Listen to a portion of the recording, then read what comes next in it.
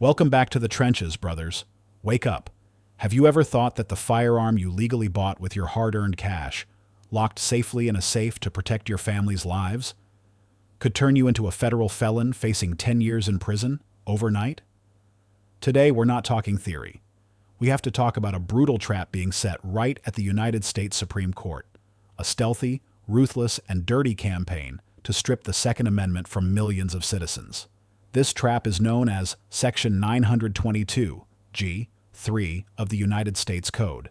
For those who aren't familiar, this is a federal regulation that prohibits anyone who is an unlawful user of or addicted to any controlled substance from possessing firearms. Sounds reasonable, right? Nobody wants a meth addict running around the streets with a gun. But the devil is always in the details. And the way the federal government is weaponizing this law will make your blood run cold. This all stems from the case of United States versus Hemani, which just went through fiery oral arguments before the Supreme Court this past Monday morning. Legal experts and Second Amendment advocates initially braced for a devastating defeat. Why? Because the Department of Justice, DOJ, chose the perfect scapegoat to mentally manipulate the justices. Let's break down the case files. Hemani is a citizen who owned a 9mm Glock at home. When the FBI raided him, they found the gun, 60 grams of marijuana, and a small amount of cocaine.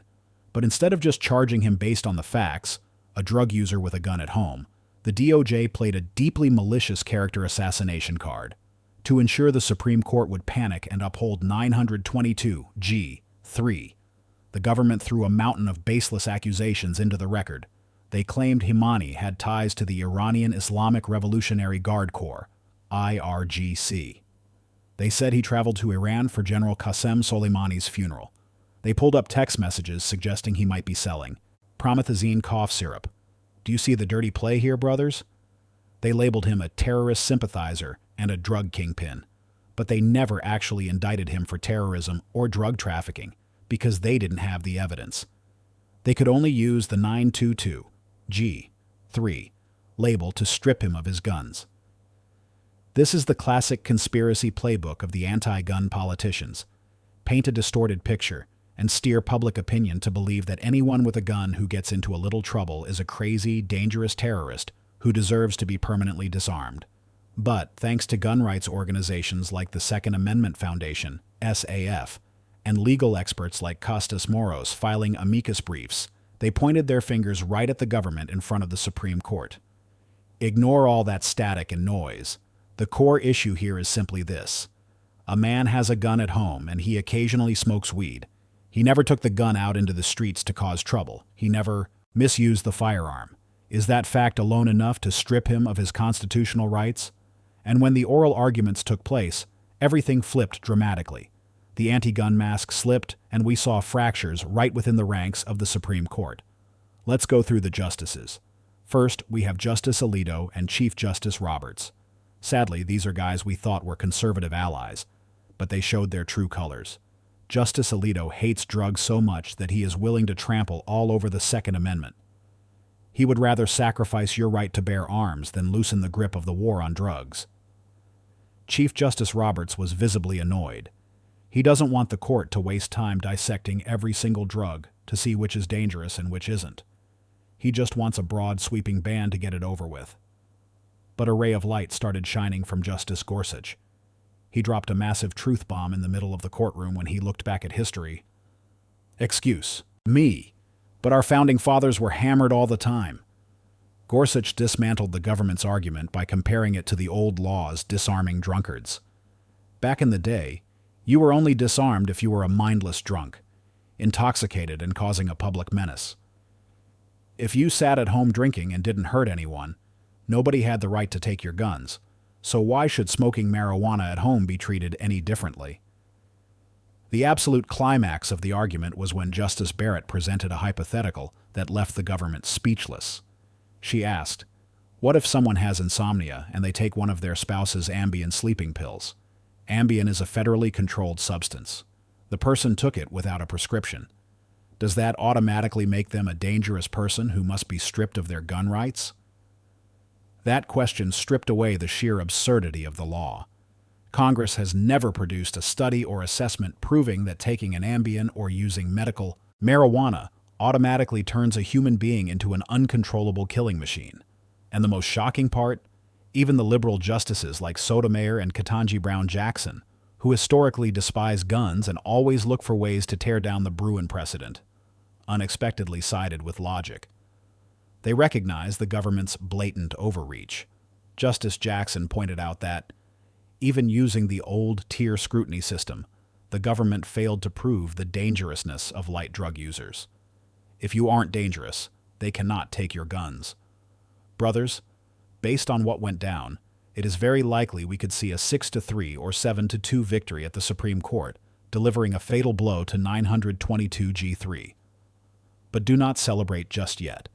Until the official ruling comes out this summer, the trap is still fully set, and it is aimed squarely at law-abiding citizens like you. Look at the bigger picture. Do not think this case is only for junkies. This directly impacts you. Imagine this. You live in a state that has legalized medical marijuana. You have chronic back pain, and a doctor prescribes it for relief. You go to the gun store, fill out Form 4473 to buy a home defense shotgun. On question 21G, asking if you use controlled substances, you check no, because you think your state allows it. Congratulations, you just committed a federal felony for lying on a federal background check. Or a darker scenario. You take an unprescribed sleeping pill to get some rest. In the middle of the night, someone kicks down your door. You draw your weapon, fire in justifiable self-defense, and save your wife and kids. The cops arrive. Instead of praising you as a hero, they search the house and find a blister pack of sleeping pills or some state-legal weed. Instantly, your justifiable self-defense evaporates. Every right you have under the Castle Doctrine or Stand Your Ground laws is completely neutralized in federal court.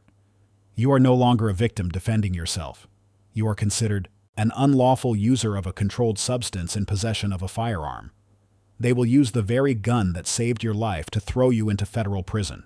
That is how the law ties your hands, gags you, and strips away your legal life. So, what is our tactical survival strategy in this highly sensitive period? There is absolutely no room for ignorance in this game. Number 1, never create a gray area in your own home. The brutal truth is, federal supremacy always crushes state law. No matter what your state governor says, firearms and any substance listed as federally controlled must never, ever exist in the same space. Do not keep them under the same roof or in the same car. Keep your record violently clean. Number 2, always maintain a valid concealed carry weapon, CCW permit, and continuously train your skills so you have the exact reflexes needed in a life or death situation. Don't just buy a gun and throw it in a drawer. Make yourself a responsible, highly skilled armed citizen. And the ultimate rule, the survival protocol if you are ever forced to pull the trigger in self-defense. When the police arrive, your adrenaline is pumping, your heart is pounding out of your chest, and you will have the urge to over-explain and prove you were right. Don't. Zip your lips. You only confirm one single thing. I am the victim. I was forced to defend my life. Please call an ambulance.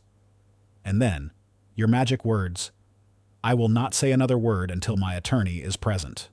Do not explain the situation. Do not talk about the circumstances. Do not ramble about your lifestyle or what pill you took tonight. The Fifth Amendment was created to protect you. Every single word you let slip out of your mouth can and absolutely will be used by a prosecutor to twist the truth and shove you right into the 922G trap. The fight to protect the Second Amendment never ends, brothers. It only shifts from one front to another, more sophisticated, more insidious, and more ruthless. They can't just knock on your door and confiscate your guns directly, so they use the law as a trap, waiting for you to step into it yourself. You have to keep a cool head, master the rules of the game, and always stay in a defensive mindset. Do not let yourself become a pawn in their political game. If you found life-saving value in this video, hit like, subscribe, and send it to every gun-owning patriot you know. We have to protect each other before it's too late. Until next time, stay vigilant, stay lawful, and stay